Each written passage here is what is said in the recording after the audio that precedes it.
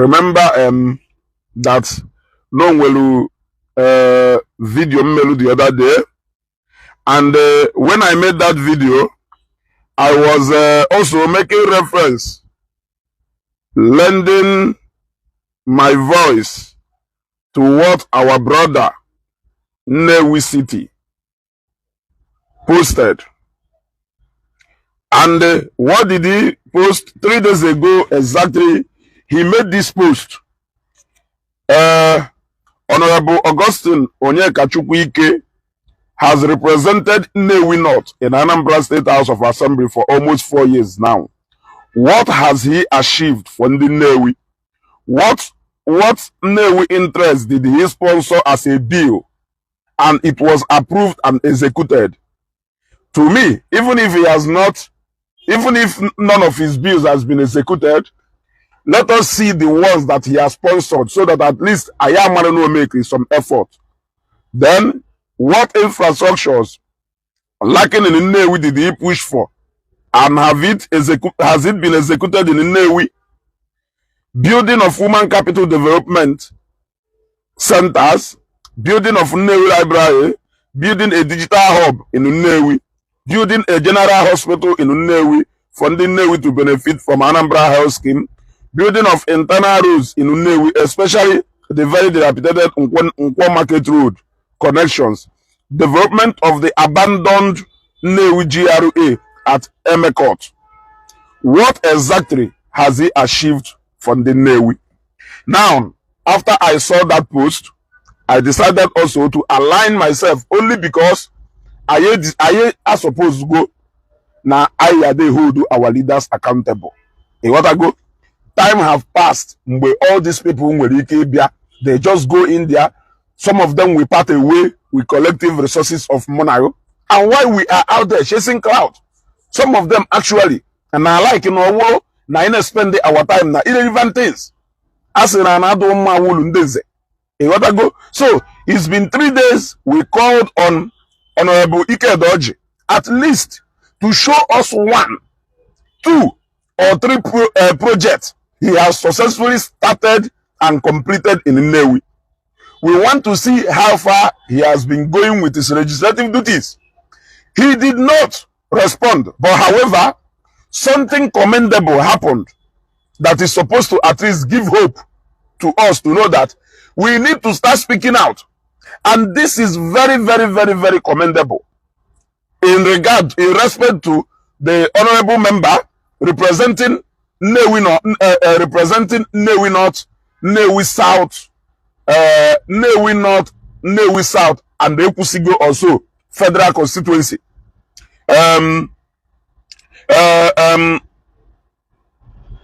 Comrade Peter Ozokwe, Asiwaju, and this is what we are talking about. This is what we are talking about. Obuna Senator Ifeanyi Ubah whooped our time,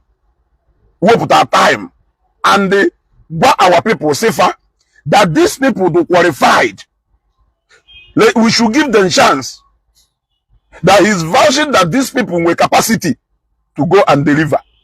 We should be able to see 1 or 2, at least, leadership style of late Senator Ifeanyi Ubah in you. And that is exactly one of them that I have seen in Comrade Peter Uzokwe. Asiwaju, look at what he wrote. And this is somebody known at the higher chamber. Somebody known at the higher chamber. He threw away pride, knowing fully well that it is all about service to the Nnewi North, Nnewi South, and the Ekusigo.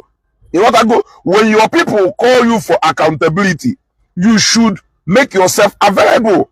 Your ability to make yourself available, your ability to respond to the call of your people is what makes you a responsible leader.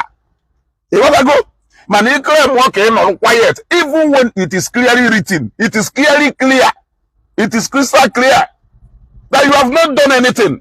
We have not seen anything you have done as a member of House of Rep in Oka. We are calling you. Look at what Comrade Peter Ozokwe. Look at his response, so that you will know that now, you need the Hegafa. And People will always hold you accountable by your words until your actions disappoint them. Until people see how your actions has disappointed them, they will continue to hold you by your words. So let me read out what Comrade Peter Ozokwe said in response to our call for accountability. And that is very commendable. For now, this is very commendable because he has made himself available. He has made himself available for accountability. He has responded to the cry of our people. And he has said he is going to carry us along. He said, "Thank you for your concern in holding leadership accountable. It will be great you put in more effort in my actions and activities since running in the chamber. I would also be available for further interaction." Did you see? He responded because he knows that what we were doing do needful. Let me read it out again. He said, and I quote, "Thank you for your concern in holding leadership accountable. It will be great you put in more effort in my actions and activities since running in the chamber. I would also be available for further interactions." What are leaders supposed to be meant for if not for availability and accountability? He has simply made himself available for further interaction. If there are things we need to know, he has made himself available. And by reminding me to pay more attention na effort here and actions here and activities here, since that's where you're in, which is exactly why what we want to start doing. And that was why we started by asking questions. We started by asking questions because we need answers to those questions. Now, for him to have made this statement, what it means is that we are invited to come and tag along and see what exactly is happening in his activities since Ojuwe ban at that seat. And what captured me more is his availability. That is what we know Senator Patrick Ifanyoba for. Senator Patrick Ifanyoba nwere ike da ala hola na abani ebe 12. Call abia, he will respond. O nwere ike ide eje somewhere, when important occasion on eje, his people will call, he will respond. The way and manner Senator Ifanyoba Siado available to his constituents, I am yet to see anybody who is going to beat that record. But what I have heard is what I have seen just right now. I've never met him, but by dropping this comment alone, shows the readiness to serve. But we have been calling on somebody. In fact, we were even making more reference on somebody only because Comrade Peter Ozokwe has just been there for only how long? So we started by calling out somebody whose tenure is almost coming to an end. We started by calling somebody whose tenure is almost coming to an end. But because no a one time, he doesn't care. He doesn't want to respond. Whether he did something or not, it is none of his business. He doesn't care. After all, after all, this I will not go again. So why will I bother myself responding to you people? That is pride and arrogance. It is pride and arrogance. What you could have done at least, people who follow your Facebook page. People know where to find the information. For example, I did not hear it from any Apuga platform. I saw it on Facebook because now Aluge and it is there. People will always carry that news around. So when I heard about Umirokwaka, I went there myself. I did not communicate with anybody. I drove myself down there to go and make video to update the people. Nobody mandated me to do so. Nobody mandated me to make a video about Umirokwaka. I felt that this is commendable, this is good, this is fantastic. This is what leadership is all about. That was why I drove down to Mirokwaka to go and make that video.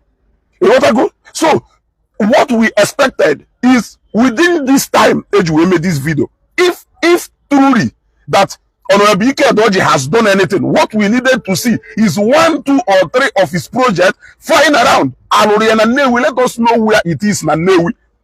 Wherever it is Nanewi, our legs can carry us to that place. We will go there, we will look at it, we will show people to say, okay, look at what this person has been doing. Since he assumed that position, that seat has been more like quiet. It was very active during the time of Smart. It was active a bit, a kind of active. During the time of Honorable Chukwudi Oris, at least there was activities. But during his time, everywhere was just quiet. All just quiet and dry, as if that position is vacant. As if that position is vacant. And it has been 4 days, not 3 days. It has been 4 days. Because yesterday, Nnewi City reported that this has been 3 days since, in fact, this is exactly what he wrote. Nnewi City. This is exactly what he wrote yesterday. If you post to yesterday, you ought to go. You can't be serving people and all they will say, so it's been 3 days now. Has anyone been able to find out what Honorable Augustine Ike Edoji has achieved for Nnewi North in his 3 years of representing us in Anambra State House of Assembly? It's a question. It's been 3 days as of yesterday. So I know that now out of close to 5,000 people who go to that video from my page, and out of how many people who go that post from page Nnewi City, Amanna, I am really one person, at least one person, do closer to somewhere where the honorable member has done one project or the other. And no will project in attract. No will project in okay. This is not time for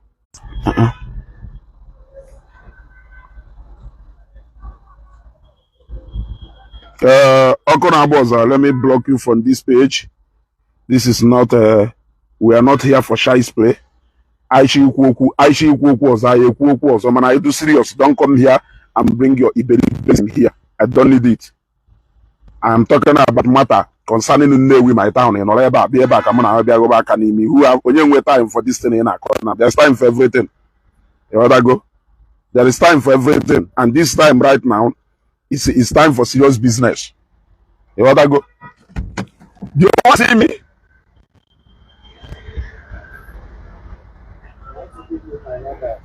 All right. When you're ready to fix the light. All right. I will call you. All right, go. So blocked. So let me network, but let me go to Nnewi City again. Nnewi City. You ought to go. So he posted this, like I said, and are you still telling me honestly that out of how many people that has seen this post, there is no one person any site or any location where Honorable Ike Edoji will project? Are you telling me that there is no single person will Ike Edoji about a project or attract go to Nnewi? Are you trying to tell me that you cannot show us either by private partnership, government partnership, or by his personal civil obligation or whatever thing? Because I can always so many things name individually by myself. I'm just doing it now. This is the way I want to contribute to the society. I do it. You want to go? I can show you so many. You can see that. But what I am saying is, are you trying to tell me that out of how many days Aringa go this matter, that no one person anywhere who can be able to point at one thing, just one thing? It must not be 10, but point at 1 or 2 things. As far as development of Nnewi is concerned, one thing. At the end of the day, is this commendable? Is this commendable? And in the bay had go fund of important to the development of Nnewi. I don't know. And well, to me, I can make before, and I'm still saying it today. You to Nnewi, Kasuna, you to Kadu very dormant. If some of them interested, the woman kanka local politics one naira and apota, and also one naira here and there. Go to other communities. You were back. If in the you to have the most active part of development, in the you to have so now the most active in the development of their town. Jena Rilu, Jenu Mobudanine, Jena Orif, Jena Zobolo, Jena Mobudanine, Jenishi. Whereby for how active in the you to Hanado in the development. One obodo na Anambra State ebe nduje my friend Ojeno Wanyi. Kelebe de far. Kelafu obodo nueba if even the you to Haneme. If even the you to Haneme. But abia na Nnewi you to the Nnewi see if I do them interested now kende ya da anaka ego nonsense that cannot even make you to go kerifi yeje gahume. There is nothing reasonable you can do with that money. But collectively, we can join hands and hold these people accountable. Obodo du kan Nnewi, imakobodo Nnewi. Imakobodo Nnewi. Our youth, apart from Ndeno Obodo Iwo, apart from even, there is even making it difficult for Ndeno in diaspora, Ndeno in for them to unite together for the sole development of Nnewi. It is very difficult. What is the missing link there? When you talk about Nnewi, amomi fe meku or wanna make ujononya, amomi fe meku or wanna make ujononya, na kerife ya unquo or wanna me mejona campua, kerife ya unquo or wanna me mejona campua, baya gasalo na mani, baya gasalo na mani. You cannot even talk about political matters na Nnewi without being scared of onye ya uni kujogo political party. Meanwhile, leadership is for everybody. Participation is for everybody. Yes. Unless your personal money when you made that project. Unless your personal family affair can handle. But if it concerning Nnewi, all of us will be involved. It's not possible. It's not possible that all of us will look elsewhere. So we are still calling on Ike Edoji to come and show us. We want to see. I am willing to come. Only publicity. Publicity. I will do it free. I will do it free without any payment. I want somebody to call me and tell me, look at what Honorable has done.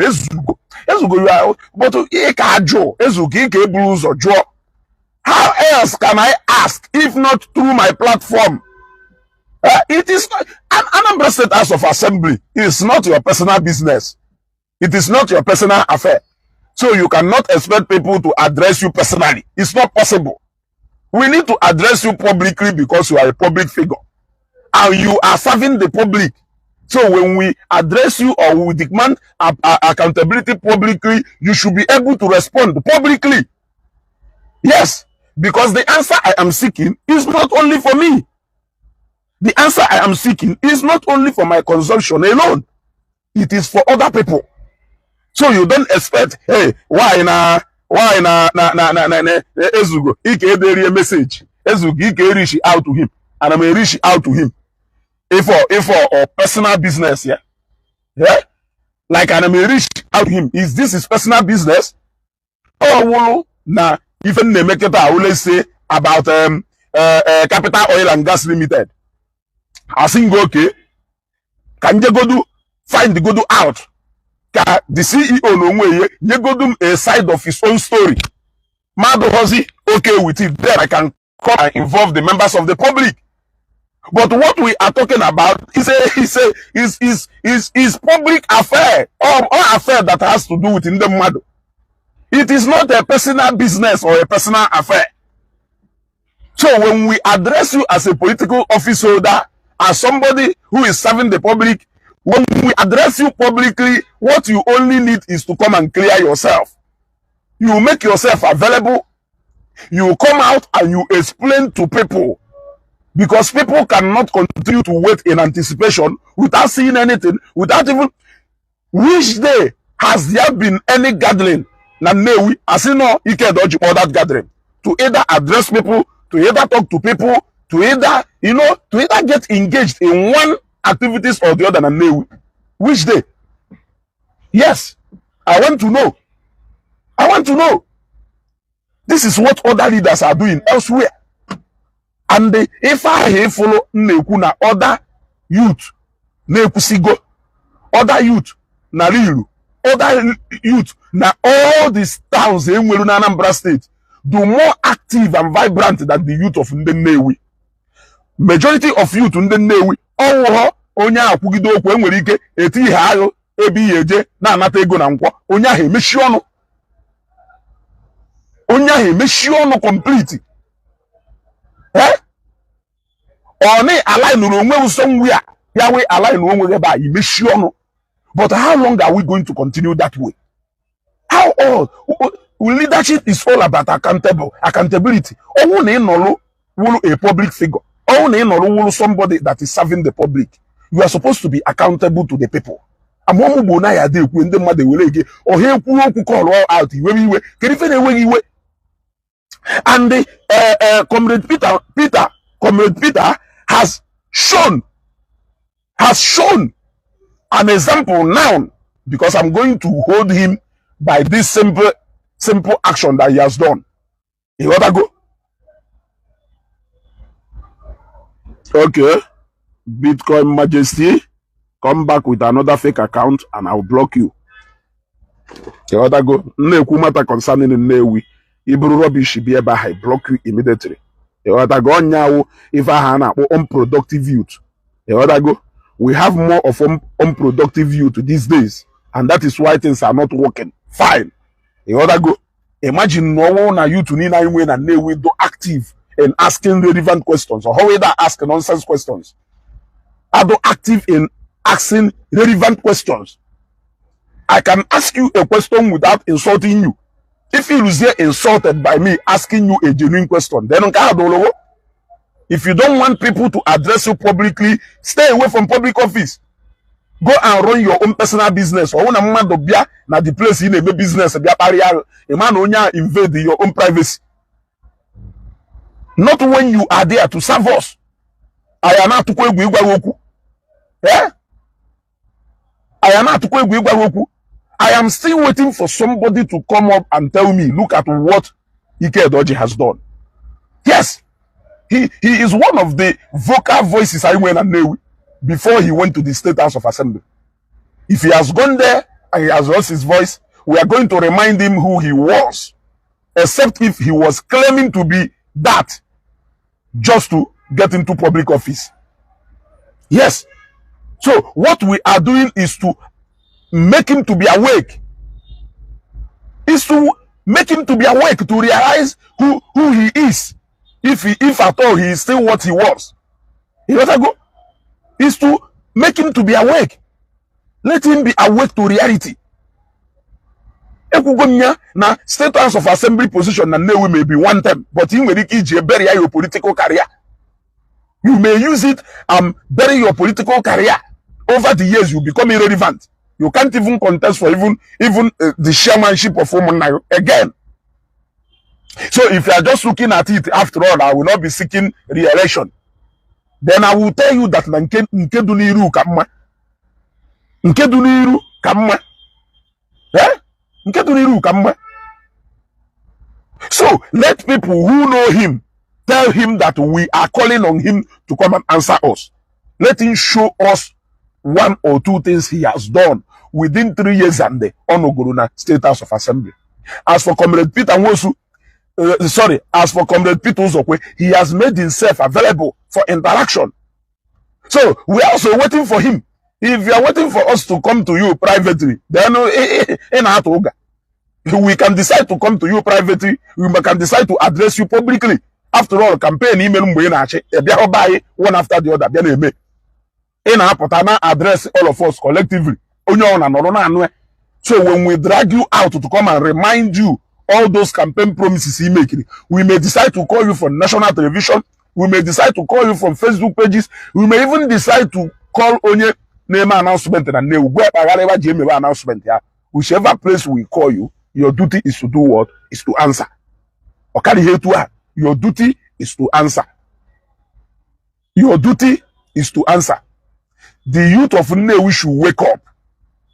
By waking up, I don't mean waking up to all these local politics. Forget it's local politics. It doesn't pay anybody. Forget about local politics. It doesn't pay anybody. Our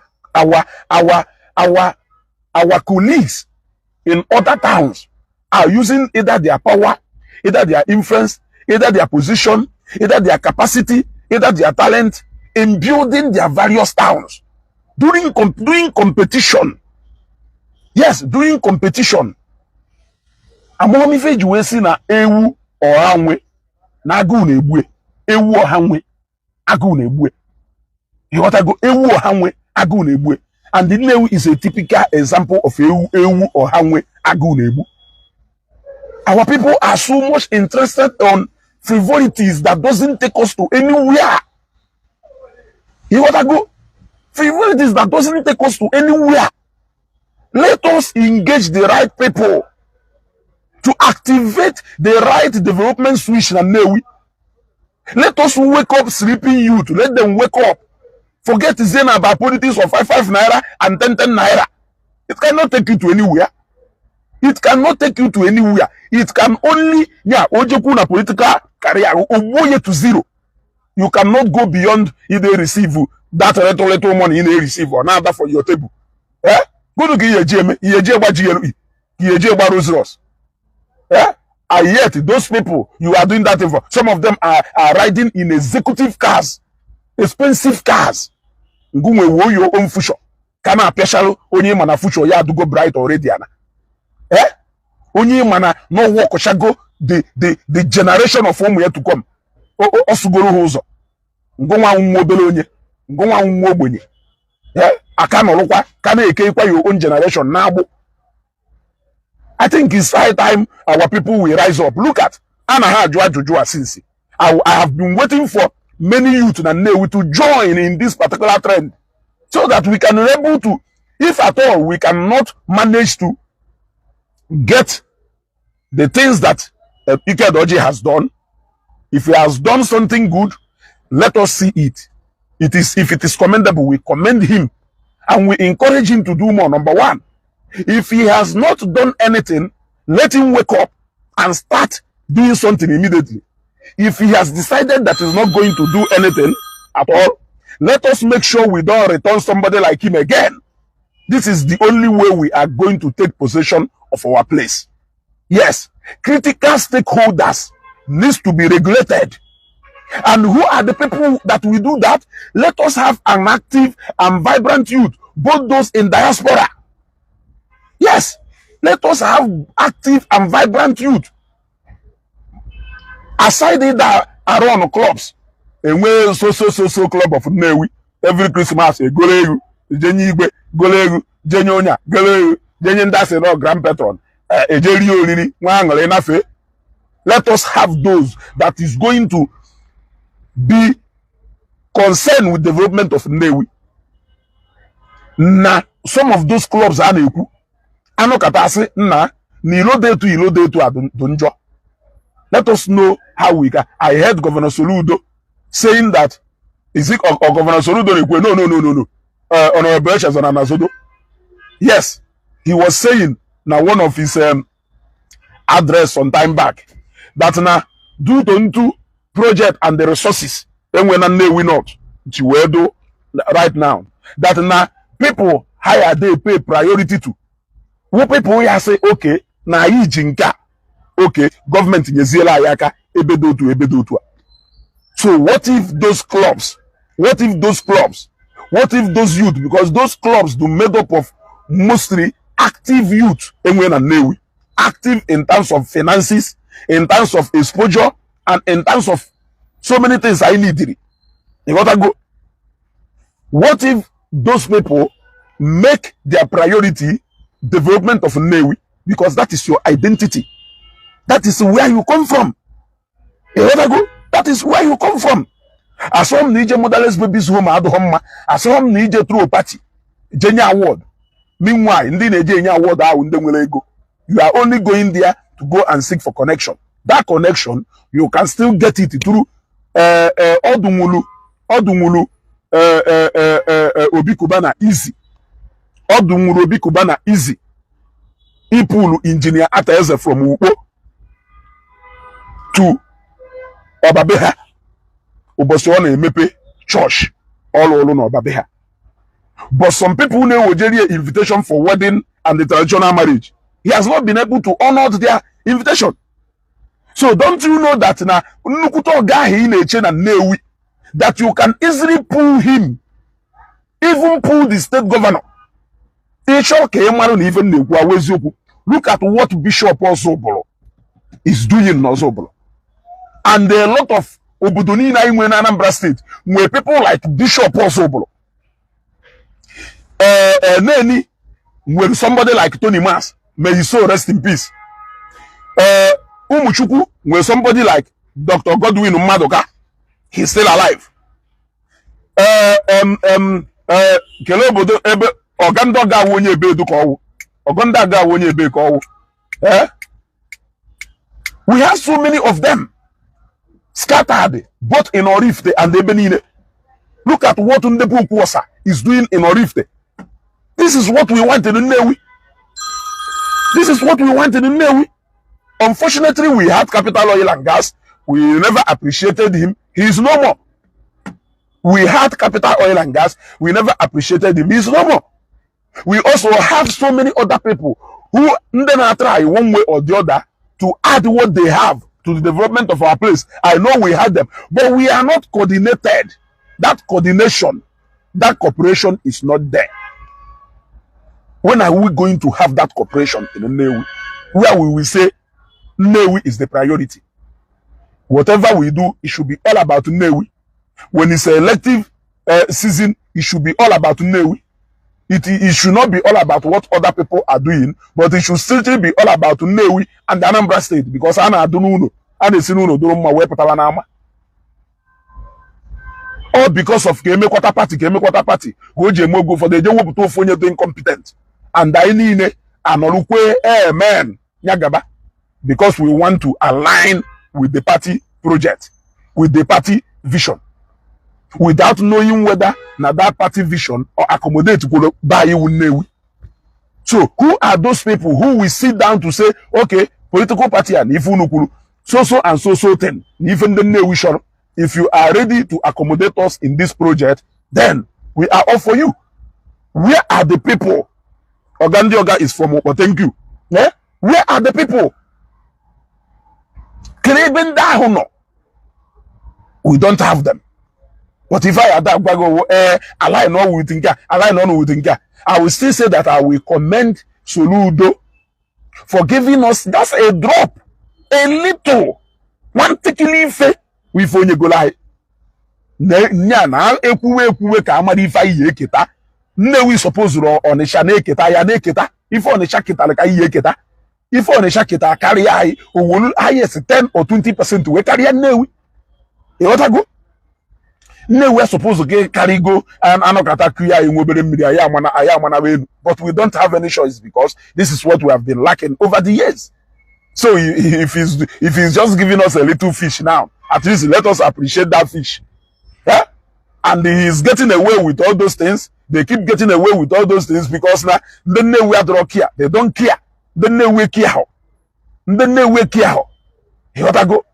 They know we care. And that is why I am waking up our people. Let us wake up. Let us wake up. Let our PGs from our various communities and villages and Nnewi, let them wake up to reality. Let Nzukora and Nnewi wake up and take up the challenge. Let us wake up the reality. Nnewi must be developed. Nnewi are supposed to know your day to us. Or suppose you no ya dey to all yes we do. Let the necessary people call on Ike Edoji. Let him come and tell us what he has done in Anambra State House of Assembly. We want to know. We want to know. As for Comrade Peter, Comrade Peter has given us assurance that he is available for interaction. So we are going to interact with him because we want to bring value to governance and Nnewi. It's either you join us or you watch us and see how we are going to achieve that. It's either you are with us or you are against us. It's either you are with us or you are against us. But what we know is that henceforth it will not be onye biakowa story, culture story. Or na ojebule golu na enu, go kolu moto, golu convoy, wori police naga, ko wori eje dafe, or na it will not be business as usual. Yes, it will not be business as usual. It is a project that will start small, but over the time, where people. Or one na eka wonye Nnewi mana eka na atu egwu, e comment positively in ife concerning Nnewi because ni na firu na ikwu okwu imejo onya because onya ife na eme na afia na Nnewi ikwu okwu imejo onya ikwu okwu imejo onya continue nolu si ike be no. In fact, I won't even encourage you to come out. Don't talk. No na report na eme so reported speech. Na report so nke ndị ọzọ kwuru mgbe emechaalụ ịghọtago ọkwa ya agbacha ada egwu a ọ na-anụ ukwu ịghọtago agbacha egwu ọ na-anụ ukwu.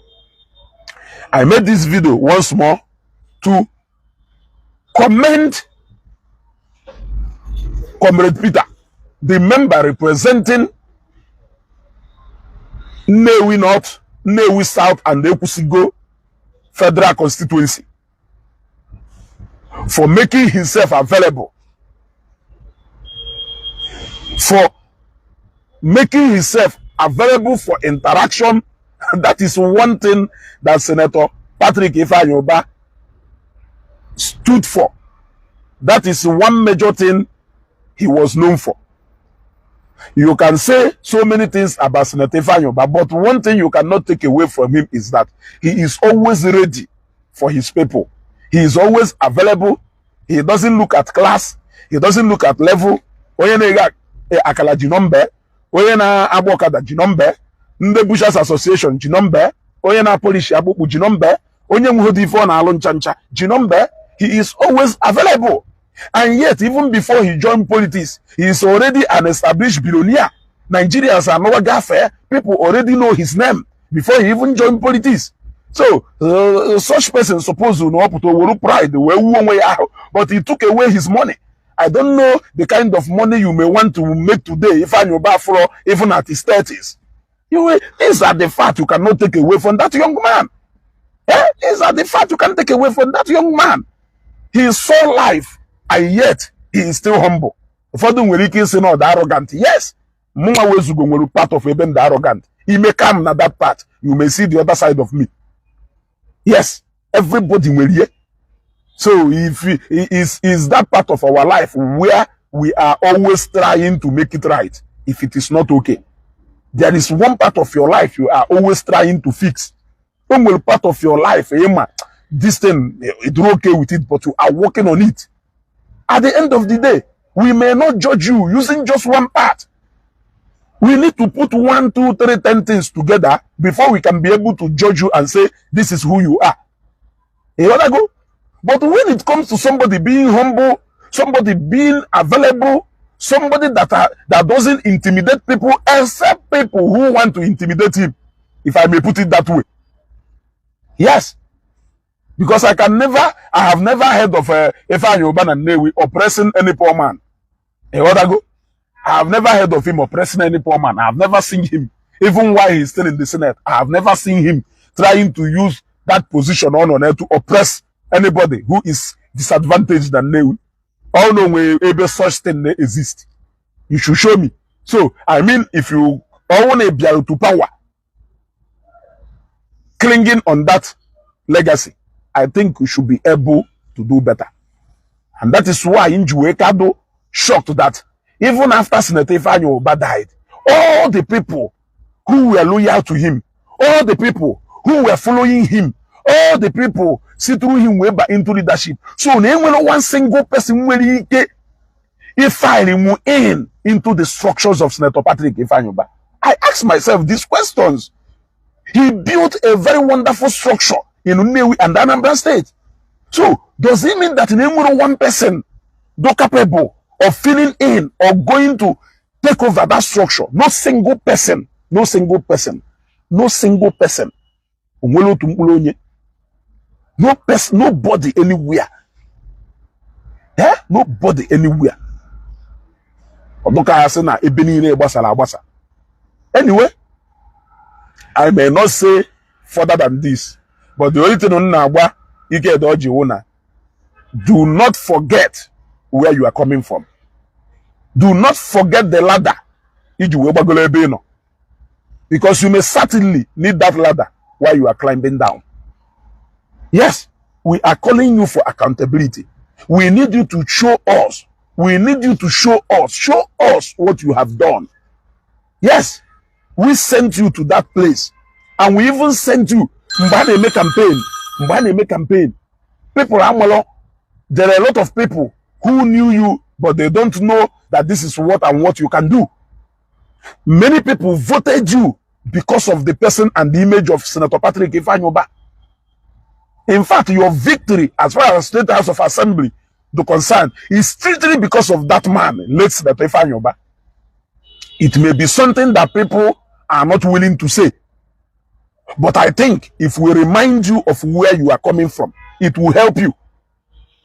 At least let there be 1, 2, 3 part of good good characters or qualities of him that you should be able to grab. And one of them should be availability. I like availability and accountability.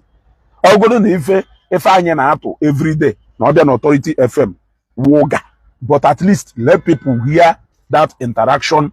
Let people hear that. That don't allow that gap to come in.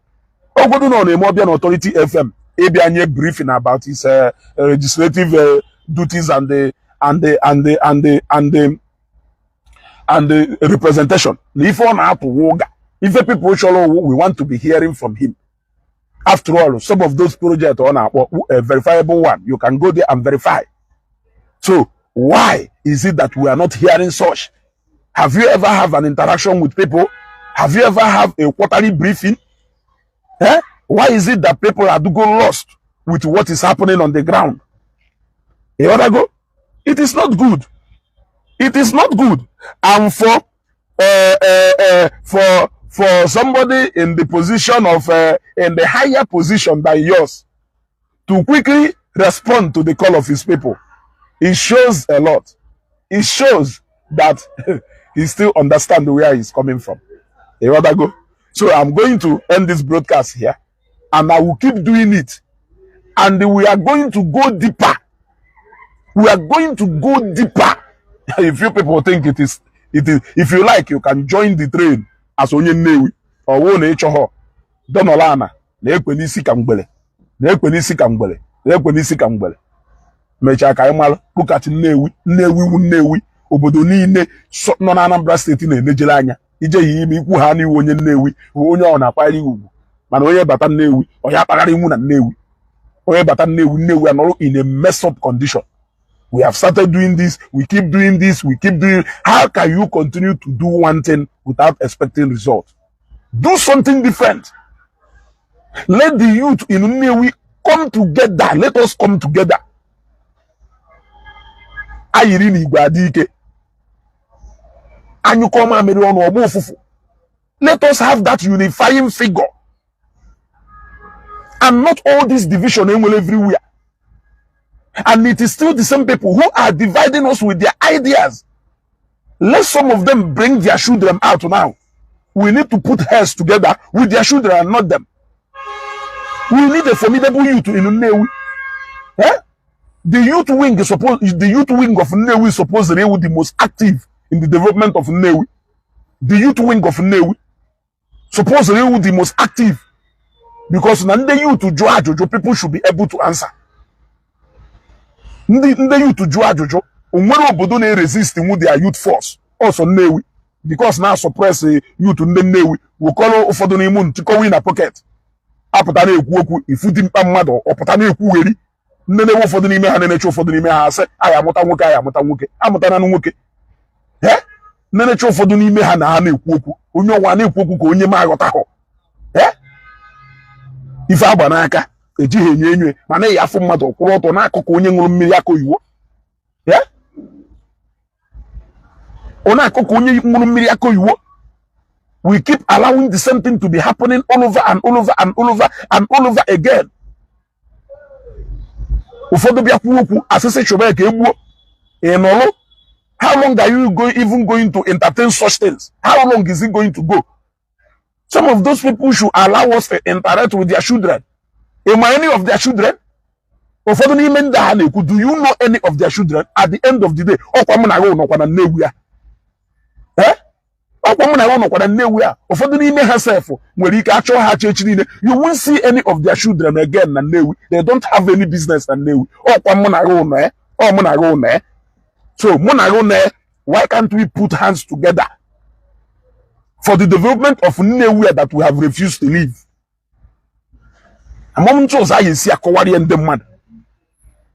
At the end of the day, to some people, it is all about interest. It is not even about the progress of Nnewi. Simply because some of them knows where it ends for them. But monago mana o end the godo na ayi ka nokwe monago ka nokwe monago ka gwiri gwisi ike. Monago gwiri gwisi ike. Go onye ọ na-alụ onye je echi ife ọ ya alụ si akpagharịzi na-eji achọ bread dapụ na tebụl mmadụ si akpagharịzi na-eji achọ biskiti tapụ na bed mmadụ na tebụl mmadụ n'ọnya kpatara na ya kwuru ni kwuo okwu ka nwoke.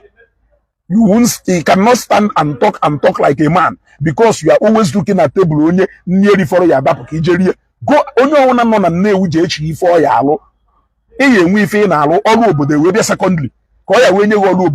You will do it and do it hoping that tomorrow onye na-alụ ọrụ for the best interest of public is not hoping on ifo yeri at the moment or about tomorrow. It should be about tomorrow. So onye ọna na-alụ ọrụ obodo na-alụ for today onye ahụ nwere ulterior motive. So onye ọna jegodo do engaged in a handwork na-enye ego in a business je show craft here adalụ. Oh, hunger for ịrụ ọrụ obodo a ka onye ọya eji wee je bai na ideology enweghị anything to do with development of Nnewi. Ọkwụrụ si ebe ahụ ike because no man only that structure the capable of e project here into that position ọ na-achọ. Ọkwụrụ ebe ahụ na-ekwu na anụ ọgụ na anụsi ọgụ ike even na-emeje onye ukwu na-emeje onye nta sọsọ because na ọ chọrọ imekwata ebe ahụ a na-eje eje. Ịghọtago ịpụtazie kwuo okwu ife do mmafu obodo or they against you because now obviously the principal or maybe anybody they against the fire or they against it immediately even without thinking deeply. What if no one something do okay in a na eno na ho go 1 naira or 2 naira we afọ ojuju na ife ahụ ị na-eme. If you follow somebody because na if you vision no nya because na if you prosperity no nya and not because of your own interest. Because your own interest ye me onye ahụ nyụọ nsị n'ilo ikwuo na nsị ahụ onyụrụ amaka. Onye ahụ kwafuo mmiri mmadụ ya gwa nna ya na mmiri mmadụ ya kwafuru adụ okporo mma egwu ya ekwe ukwe because na the moment ikwurie a disconnect ya from ife nweta ahụ niile. So what am I saying? Let the youth in Nnewi wake up. Mana ọnụ jụ na ọ na-aye wake up. Nọrọnụ n'obodo Chineke gọzila anyị agọzi. Nọrọ ebe ahụ na-epiki aja. Ọkwụrụ na fife na-eme. Ọkwụrụ na fife na-eme. Ndị Abakaliki, ndị Ebonyi steeti, ndị Enugu steeti, ndị Abia steeti, ndị Imo steeti na-abarizi ọgaranya na Nnewi. Ndị be anyị na-emezi gono. Ndị be anyị na-emezi gono. Ka ife ndị be anyị na-emezi. Even the buy na-emezi because I am talking more to people who are home based. It now looks like now for onye Nnewi now to survive, that person must have to leave Nnewi and go to either Lagos or go to Idobodo or go to anywhere. You can no longer make it in your own town. Chineke just will carry buru ife nya ife ndị mmadụ na-achọrọ 100 miles away je Chineke buru ebunatala anyị bai. Suppose na abịa na Nnewi na enwe many of ndị Nnewi na-eme ọfụma make ya na Nnewi ntụ ibe eto ha si wee make ya na Nnewi. Some of them started their journey na Nnewi before they left now to other places to go and conquer.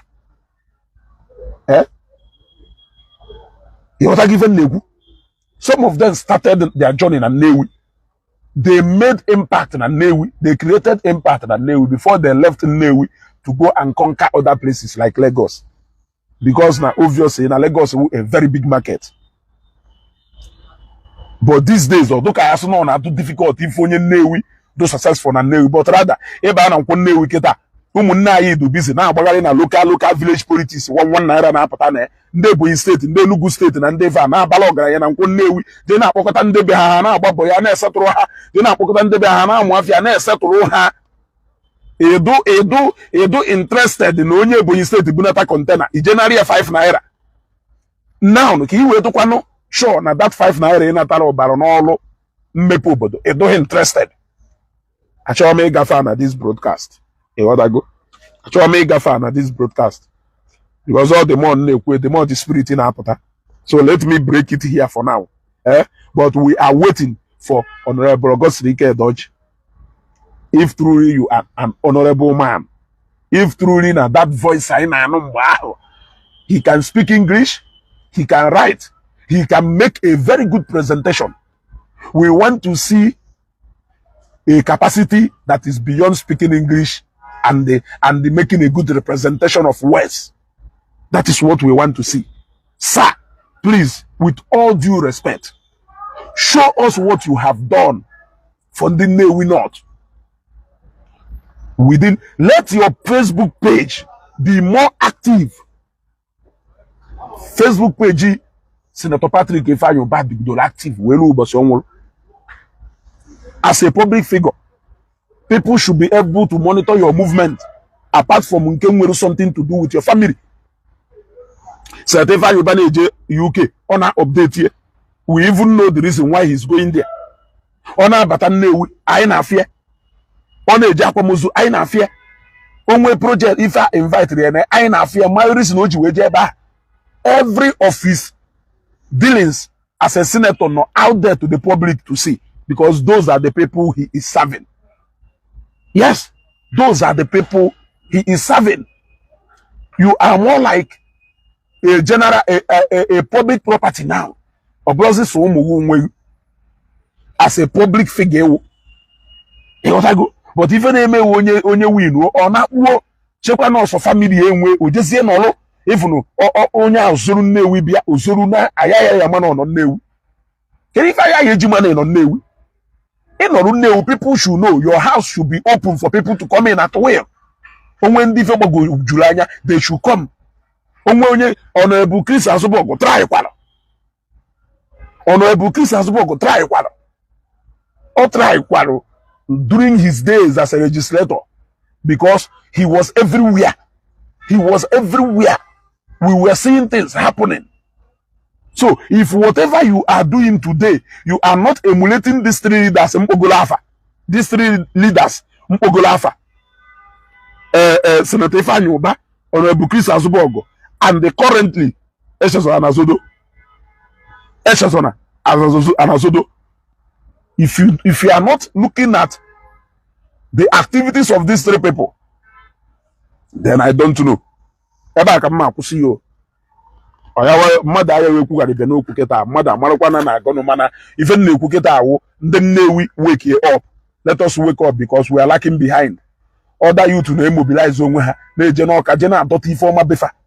Look at Ekwulọbịa. Look at ife Soludo na alụ na Ekwulọbịa. Look at ife Soludo na alụ na Ekwulọbịa. Ọwụ na iyi agwa onwe anyị eziokwu. Ekwulọbịa had Nnewi. Ekwulọbịa mepe. Ekwulọbịa is one of the ebe sokwa n'ife a na-ekwu na Anambra State, but Ekwulọbịa and the Nnewi, which place should have the attention of Governor Ibuje, a mega project first, for the collective interest of the Anambra State in. Because development you na emeru na Nnewi is not from the Nnewi alone. In fact, alụghị ilo na Nnewi ta. Ndị bịalụbiri na Nnewi na-enjoy Nnewi more than even ụfọdụ ndị Nnewi, because na majority of ụfọdụ ndị Nnewi nọ outside the Lagos ọ na Lagos ka ya abịa ịga from ebe a na trade fair to ebe ife onye Nnewi, ịga from ebe a to ebe ife onye Nnewi. Mana ịbịa na Nnewi currently kịta ụtụtụ ejebe afịa ịga mmadụ 100 na-eje afịa 50-60 n'ime ha bụrụ ndị Nnewi.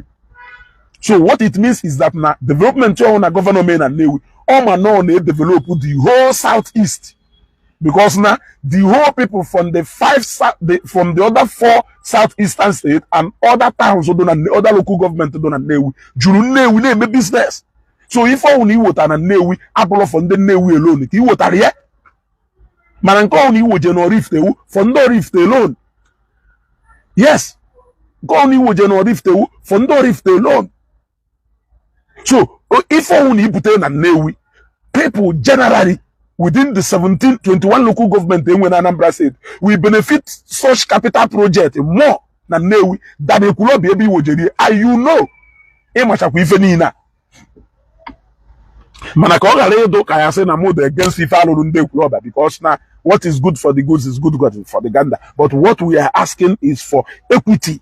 Equity ka anyị need in the leadership in Anambra State, not equality. At this point, we don't need equality. What we need is equity. Equality is dividing equal. Equity is dividing according to need. Emananda need the ifa, inyenda ifa because emanife ha need. Emananda need the ifa. For example, oho na governors say no nwere ego chọrọ ike local government niile do na Anambra State. O wolu 20 million nye ekwusigo. Owo 20 million nye Nnewi not. Emo na aghụghọ kewu. At the end of the day, the fee is up and up. Nnewi not to generate go 20 million and so go generate get. The answer is no. So you give people according to their production rate. It is not difficult. You give people according to their production rate. We can sit down and we're waiting for the day all of us will carry Apuga flag. Before Apuga, we know that they have to come and develop Nnewi. And ụfọdụ ndị anọrọ na-akọ story na-akọ akụkọ wulu emelu politics bukọla ego gọọmenti na-adọghị n'akpa ihe ama ịnọrọ na-eto onwe gị ule because of few interest of few people. You want to know. A na-akpa ego generation ya eri ngụnwa anọrụ n'ilo na-ekwugheri ị na-agbagheri n'ilo onwe ebe esi wee meghere ugwu ka ije na-afụ nwobere ego ị na-afụ ego elu ha ego eji agba fuel agbaju tanki moto ị na-afụ ya firuo niile eme ọfụma. Onye pụta kwuo ezigbo ife maka ọdịmma Nnewi ịmapụta ọgụ. I am looking for a perfect youth movement in Nnewi. I don't think I have seen anyone. What I have only seen is different youth wing protecting different interests. I am still waiting for the day I will see a perfect youth wing in Nnewi. That particular day, we will know that we have arrived. And that is the only day we are going to stand up if even in Anambra State. Soru no budu nya soru kwa nweta ife nweta na Anambra State. Yeah, ilodo na Nnewi ohone nke na from 1999 till today aluzi ofilo na Nnewi aya mana wenu.